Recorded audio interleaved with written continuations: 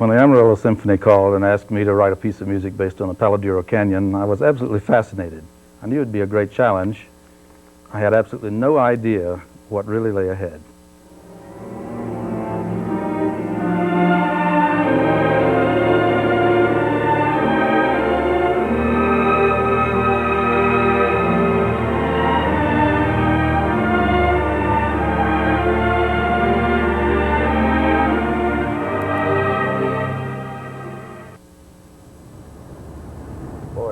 It has gotten. I think that everyone who's ever seen the Palo Duro Canyon goes through that sudden feeling of awe that after having been across the plain, and it's all very level, well, occasional undulations, but basically very level. And then there's this first little swoop, and then the whole bottom seems to drop out of everything. I remember I was so impressed with that when I first saw it, and I think everyone talks about that, their first time to have seen the canyon. Overwhelming, and it seems at this moment extremely audacious to even try to capture this in a piece of music.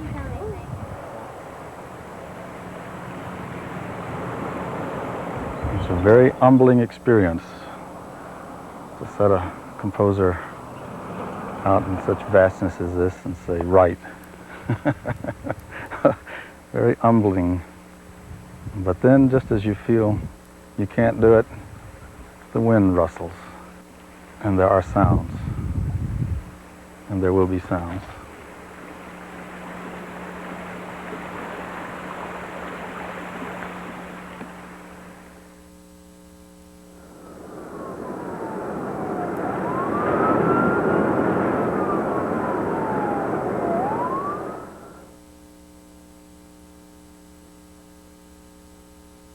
The creative process is so interesting to observe.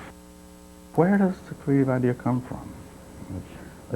I think it's captivated people for just forever, you know, how it happens. In the case of this piece, it was so surprising to me. The first time I saw the canyon was overwhelming, and then I was filled with questions of how will I ever think of something to write to express this. I went to bed that night in the hotel room there in the Harvey in Amarillo, you know, mulling this question over, knowing that I wanted to create some kind of a theme that expressed this feeling of the walls going up of the canyon that way, and it had to reflect the grandeur of the expanse, but I wanted it also to give some feeling of simultaneous going up in different directions, and how to do that. I woke up the next morning aware that I was hearing the sound, hearing the answer to that. Well, this is what I wrote right there on the spot. And it's an interesting thing. The idea was to create this simultaneous expansion in different directions. They both go up, of course, the two walls of the canyon from the floor. Well, that wouldn't work, and this is what my subconscious during the night realized, that, well, you can't make them both go up because then you don't have the wedge. One has to mirror the other, and so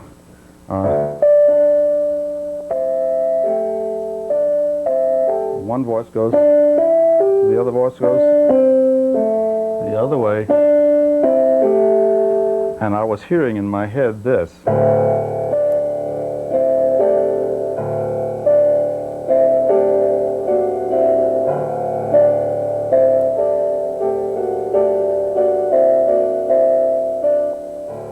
That was the canyon, you know. I wrote that down. It kept going.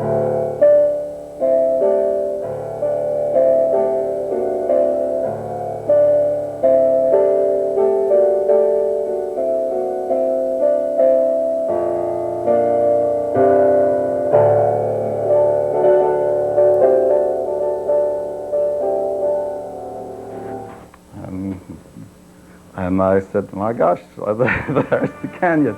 You know, and as I say, I wrote it down. And the question remained in my mind, well, is this really, can I use this in the piece? Is it really real? And somehow I needed to test that. And then when I came back to the canyon in December, one cold Sunday morning, I went to the amphitheater and totally alone, and just looked around and imagined, you know, what it's going to be like at the premiere. And then I walked back behind the stage and back into, you know, where that magnificent scope of canyon side rises behind, you know, what a backdrop. And I climbed up about half or two-thirds of the way up there. And all the time, just resounding in my head was what I just played. And I was testing to see if it really seemed real, if it made sense, if those sounds were really in harmony with the canyon as I was experiencing it, rather than just as I had remembered it the next morning. It was real. Yeah, it was real.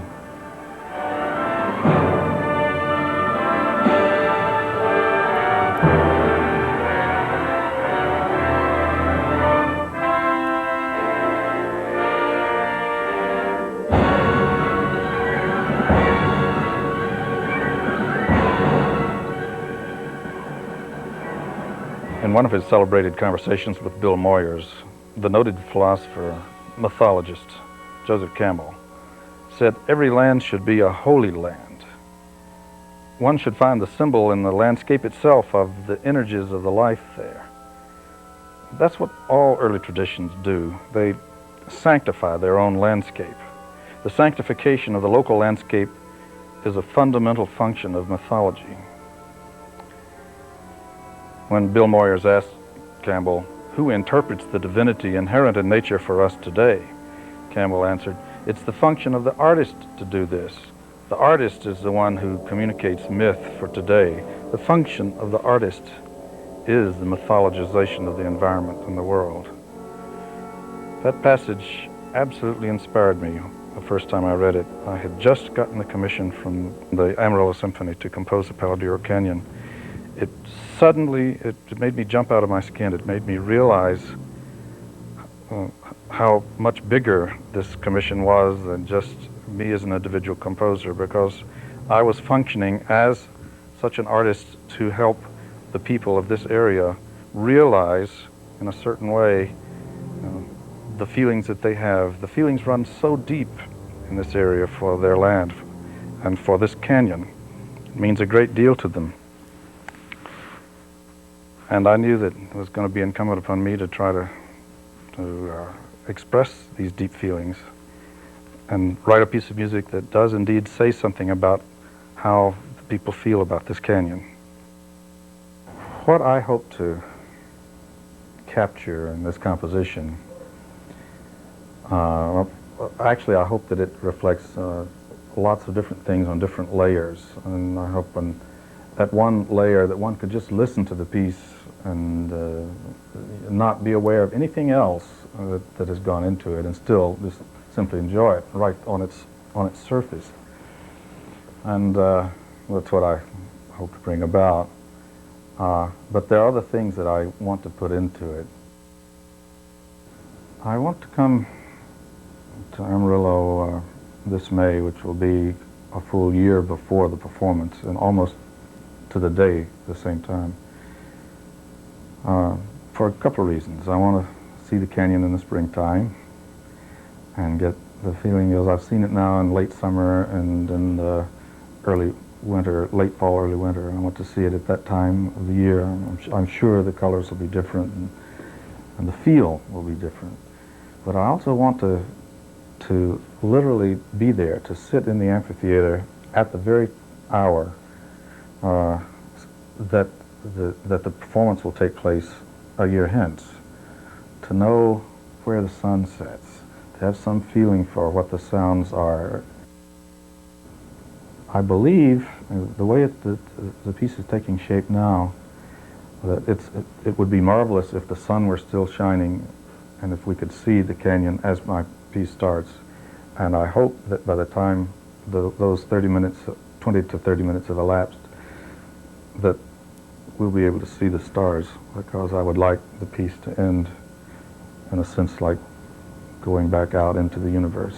We like started coming in from the universe into the beginning of the geological time, which is the Earth, and then I'd like to go back out to the stars.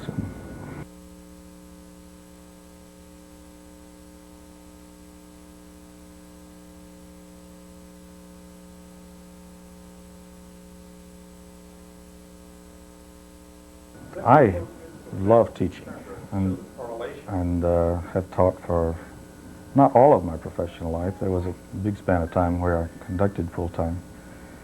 The one thing that I have done all my professional life, and even all the way back to my childhood, is compose. I've spent about half of my career as a composer and about half as a conductor. For me, it was very important to the experiences of making music, actually. I think quite frequently modern composers focus too much as just writers and not as performers, and the great composers of the past were most often performers too. Some of my most outstanding and most formative moments have been as a performer. This is one of the most exciting things for me as a performer, to be able to talk to the composer. I mean, there have been many times I wish Beethoven or Brahms were sitting right there, and I could have said, "What did you mean by this?" Why did you write this crazy note? And reading through your score for the first time, the thing that struck me particularly strongly was that this is music, has a great variety of character in it. There's a sense of uneasiness, a sense of power, a sense of lyrical beauty, all kinds of things that I noticed in that music. I wanted the piece to be a kind of a progression on several different levels.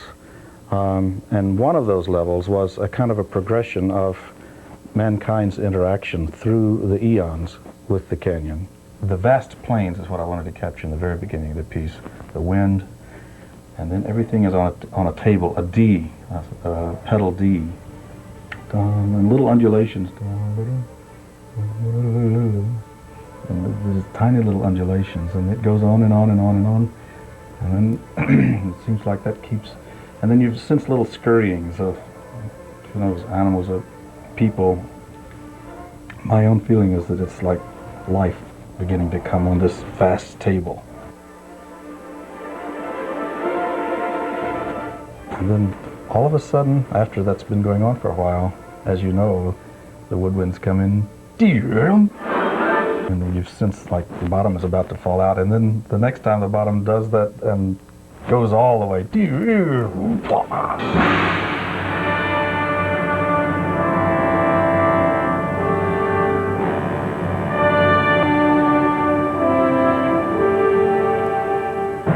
And that's the moment you see the canyon for the first time.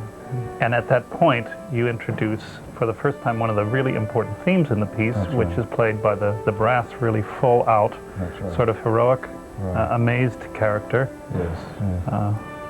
And that's when you're on the edge, looking out over, you've just been on this little table, and all of a sudden the bottom drops out, and there's a 100-mile wide canyon, for God's sake. And the grandeur of it, and the distance, and the vision, the color, all of this comes out in that opening horn theme.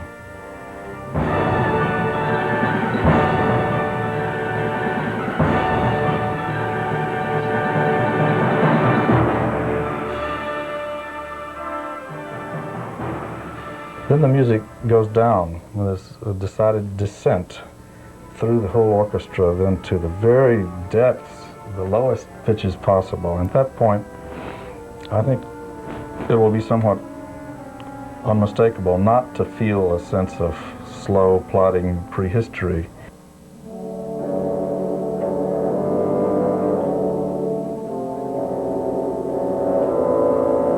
I decidedly had in mind, actually, the quartermaster foundation, which is the bottom, the heavy red the floor of the canyon.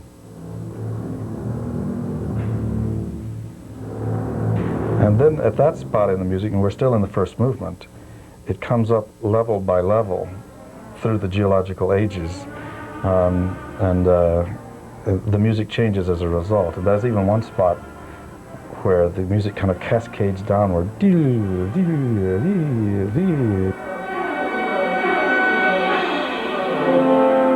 And I deliberately had in mind the very striking formation of the Spanish skirts, which is where the quartermaster meets the next level, the Tecovas level. The next level up above that is the Trujillo formation, and that's the top of the canyon where the rocks are so hard.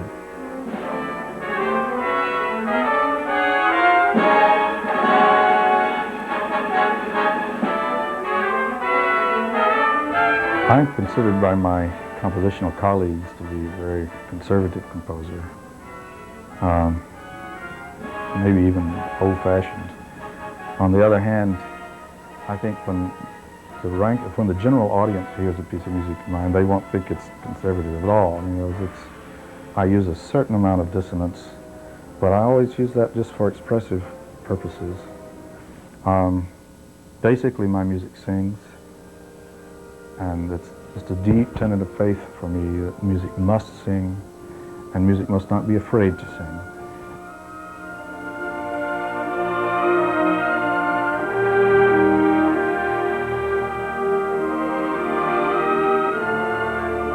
But this second section represents the next big stage. I personally think of it as kind of the Garden of Eden stage, when humanity is now present on the face of the earth, kind of a period of innocence, a very pastoral kind of feel, and at the end of every phrase, the low quartermaster formation music answers kind of ominously in a kind of a quasi-chorale, to just remind us that it's innocent maybe, but not the world is not that simple, and nothing is ever that simple, and the progression of nature is always present, and it is to be considered and to be reckoned with and can't be ignored.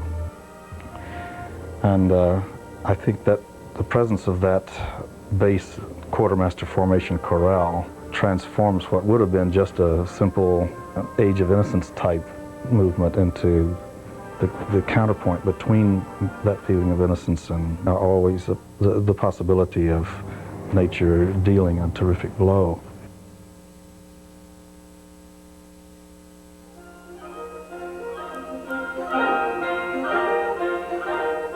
The third movement, or the third section, focuses on the Indians and the original Native Americans and how they interacted with this land.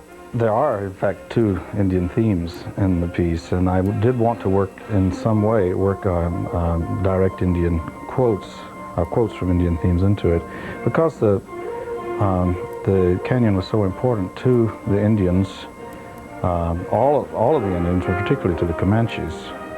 You know, the Comanches felt that the canyon was the place, was the birthplace, or it was how buffaloes came to be born. That the buffalo was somehow spawned from the Mother Earth in the canyon, and it's quite touching. They as I understand it, they were never worried that the white man could kill off all the buffalo, because the canyon is there and will always produce more buffalo. So it was a very sacred place to the Indians.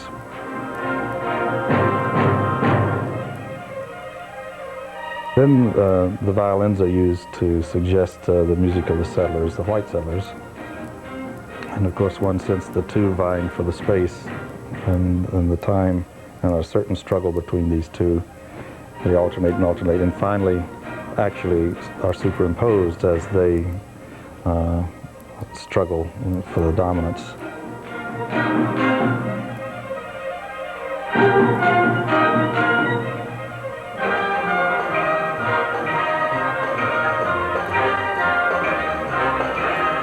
And then that's when, all of a sudden, bam, bam, all of that tension and strife between humanity is in a sense interrupted, and we're reminded that the canyon, and the canyon is of course a metaphor for the earth itself.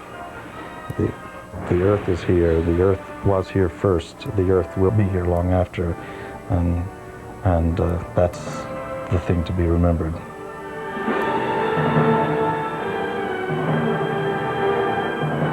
And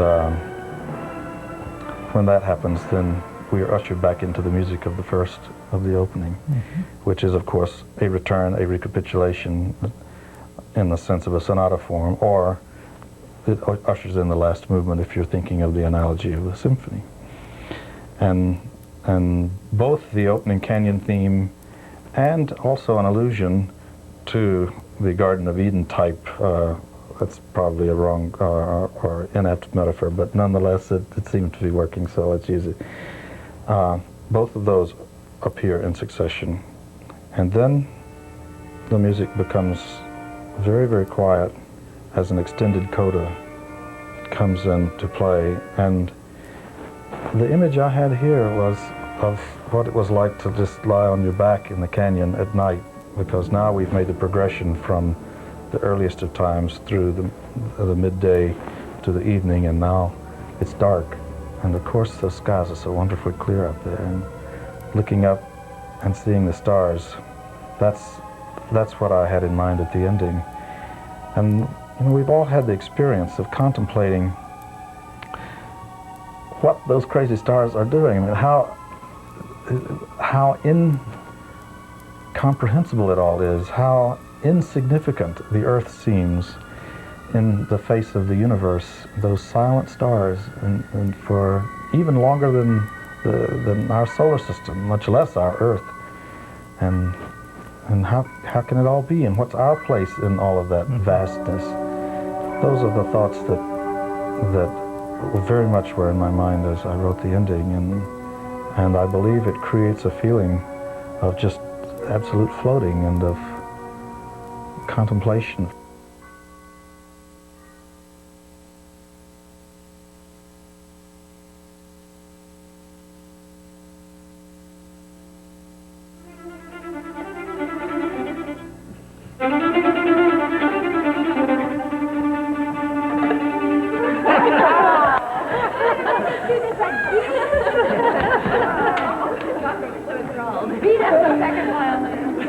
The character of this music is supposed to be like little beginning scurryings of life. He says it's supposed to be busy and uneasy. No problem. You will be uneasy, but very, very quiet. 1, 2, 3. No, just play. Bum, ba-dum. I asked him if he wanted every note, and he said no. It's more a sweeping effect. But I need the first note. Really fortissimo. Okay, Theodorum. Okay, it can't be sort of mezzo forte. That would ruin the effect. Right. 6. 6. 6. 32. 3.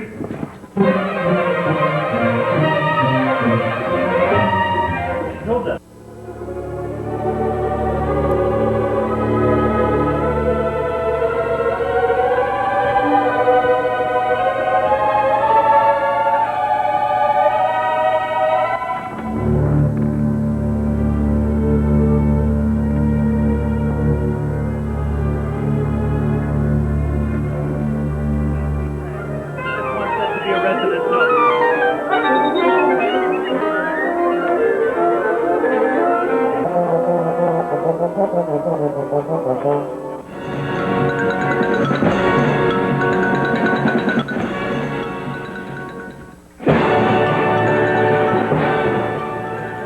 Hearing one's own music is, of course, an unbelievable experience. One of the things that I take great pleasure from is before the concert, hearing the musicians warming up and practicing the difficult little patterns, and hearing the little patterns not together into the piece. That's always been a big kick for me. But then comes the moment when the piece takes shape, and it's just a wonderful experience. And it's very important that it be stopped so that when the canyon theme comes, you know, you really knock us out, as it did, yeah. Just at the limit of what you can play at horns and trombones. I know it's going to be hard to get it, but it's getting better and better each time you play it. 11, and that places where the basses and the cellos It should be bum, bum, bee, bum, kind of leaning and lumbering. Tom, bum, bee, bee, dee, dee. Now it's too much. Bum, bum, bum, dee, dee. You know what to do. And it's sounding great. Thank you.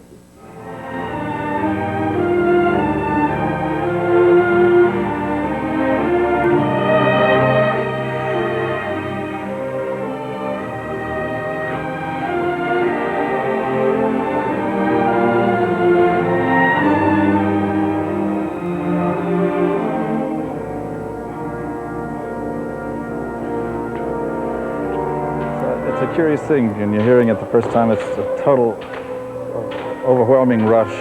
How it's working, a thousand individual things you're remembering as you were scoring it. Yes, this worked, this worked. A few moments, oh, I need to make an adjustment here, or they need to change this there. But overall, it's a wonderful feeling.